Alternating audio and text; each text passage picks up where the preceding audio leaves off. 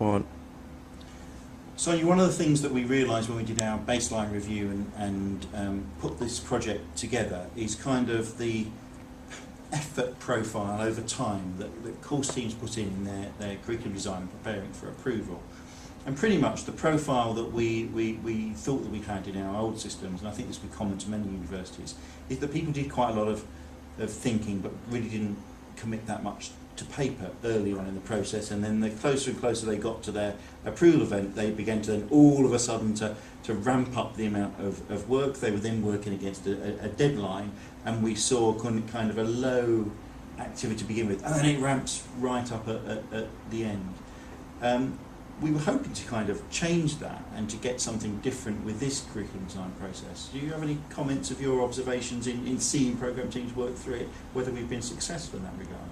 I think that there's two aspects to that. I think there is definitely the trajectory approach in the traditional validation. People do get sort of 2 weeks before the deadline, and then all of a sudden everybody wants to complete the paperwork and start to gather the evidence and so on and so forth. And the theory being that by introducing a system, a scrapbook for evidence early on in the stage, that actually we would reduce the pressure on course teams the closer they got to the end of the process of the validation date. And in fact, that would allow them to sort of almost pace themselves throughout at a steady level. And I think to an extent it has worked with certain pilots. There are other aspects that I think have been less successful, and that's more about course teams setting their own timelines and understanding their own deadlines and their own course team commitments.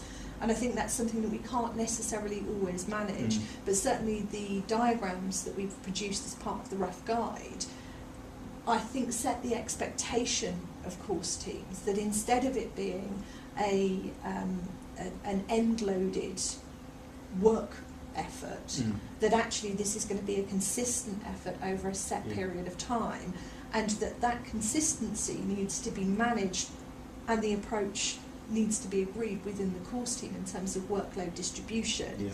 So by doing the diagrams, I think we've allowed course teams to understand that, oh yes, so that's what we did the last time we validated.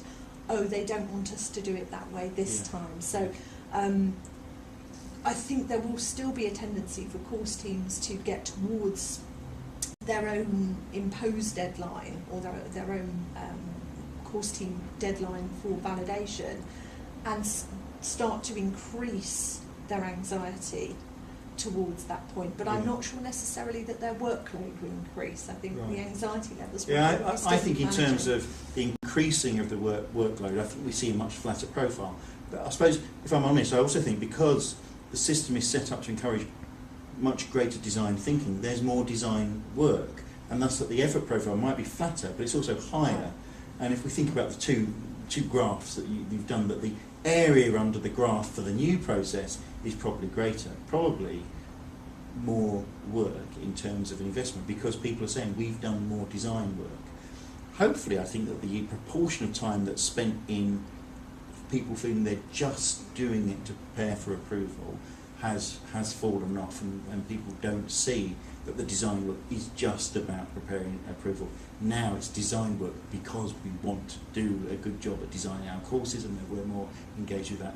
Am I kidding myself if I think that that's what's going on? No, I don't think you are at all. I think what's actually happened, certainly with the bigger of the pilots that I've worked with, which had a number of courses within it, what actually has happened as part of that process is that each of their modules is far more considered than it would have been going through a traditional, well, I must fill out the relevant forms and I must complete the relevant learning outcomes.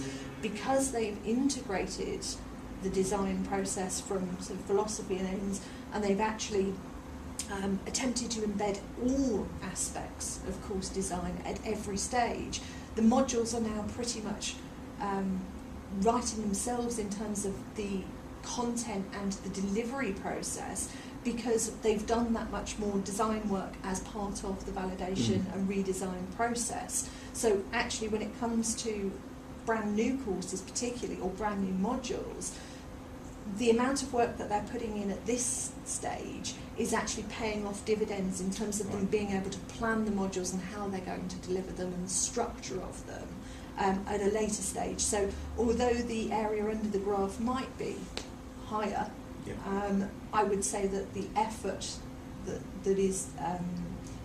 entails definitely pays off the other side when it comes to course So it's the investment for people rather than time spent. And in the final analysis, I know you've had some conversations with people post pilot. If they had to design another course tomorrow, do you think, or have you received any testimony to whether they would run a mile from this process or whether they would want to use it again? I think the feedback that I've had is that they would definitely happily go through the process again. If only because it has allowed them to construct better courses, and they can see that a student-centred approach and actually understanding what they're delivering, why they're delivering it, how that fits in with the broader understanding of not only their course but the school philosophy as well. And this course design process has allowed them to understand why they do what they do and how to do it better. So the feedback I've had is very much positive, and also that they are now understanding their own learning and teaching experience, their lived experience, and working on their own development and how they change their approach to classroom interactions. And I think that can only improve the quality of teaching across the board. I certainly have had people say I've had people say to me that they feel having gone through this process, they now have a better understanding of how to do course design because they've really gone for it in that regard. And of course, this is something that we'll need to test through other aspects of our evaluation, and we'll put that to the pilot programme teams. But thanks for your perspective as an embedded curriculum developer. Thank you very much.